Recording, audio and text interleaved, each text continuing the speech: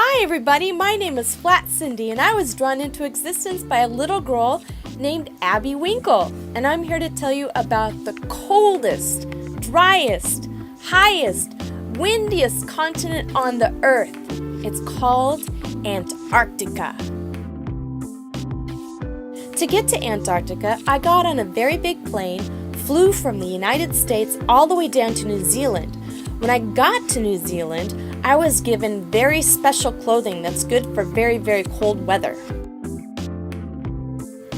Then I got in a C-17, which is a big military plane, and that plane flew me all the way down to McMurdo Station, Antarctica. When we landed, I got off that big plane and got into another really big thing called Ivan. It's a huge bus. And that huge bus drove us into the town of McMurdo.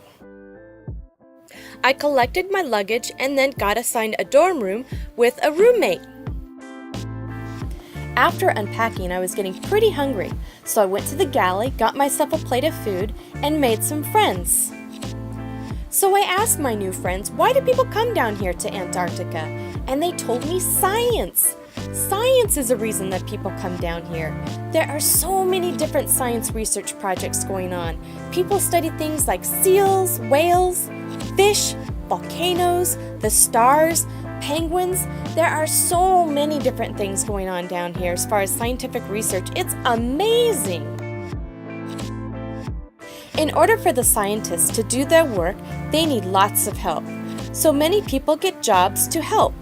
Jobs like being a janitor to help keep the station clean, or a cook to make all of the food, or drivers of big machines to move about the big cargo. There are many, many, many different kinds of jobs. My dorm roommate's job is to repair big tents and little tents, sew sleeping bags, and fix all sorts of gear that is needed for the scientists to go out and camp in the cold, cold weather. Here in Antarctica, the weather can change very, very quickly. It can go from being a very nice day to a scary, terrible, blizzardy day. Because of this, all of the scientists and all of the workers go to snow school, so they know what to do if they ever get caught out in a blizzard. They learn how to make wind walls and snow shelters to get out of the weather. This is a picture of my roommate again. This is when she went to snow school. She and a couple other people made this quinzee, which is a snow shelter, kind of like an igloo. Look at the bottom of the picture. You can see that there's a hole. That's how you get in. You crawl through that hole, stand up, and then you're inside. This is what it looks like inside. This is another picture inside of the quinzee. My roommate took this while she was lying on her back, looking up at the ceiling. That hole on top is put there so she had enough air to breathe all night. Here's a picture of the living room and kitchen that the snow school campers built. And look at this, these people have buckets on their heads. Really, this is an important exercise in learning how it is when there's a whiteout condition. That means you can't hear anything, you can't see anything in front of you, so it's a really good exercise in learning how to get around when it's that crazy stormy outside.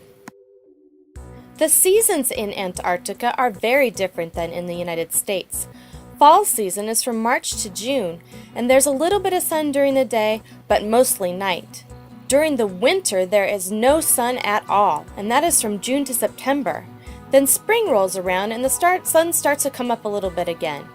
During the summertime, there is no night at all. There's sun all of the time.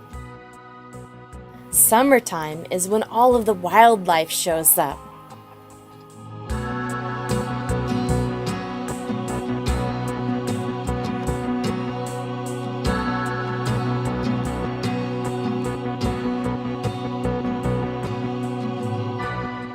It's also the time that most of the science is being conducted. During the summer, station population can get up to 1,500 people.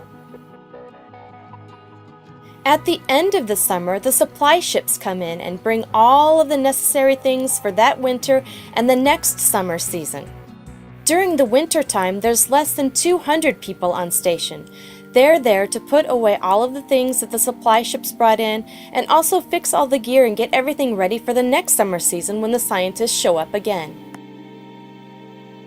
During the winter, there is no wildlife around, but the skies are so beautiful with nacreous clouds and aurora australis.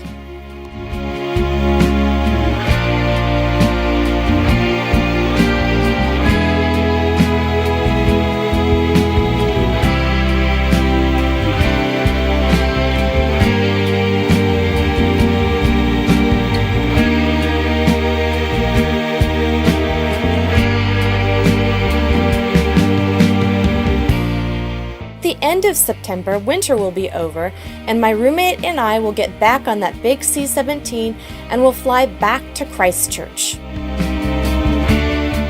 There we will return all of our special cold weather clothing.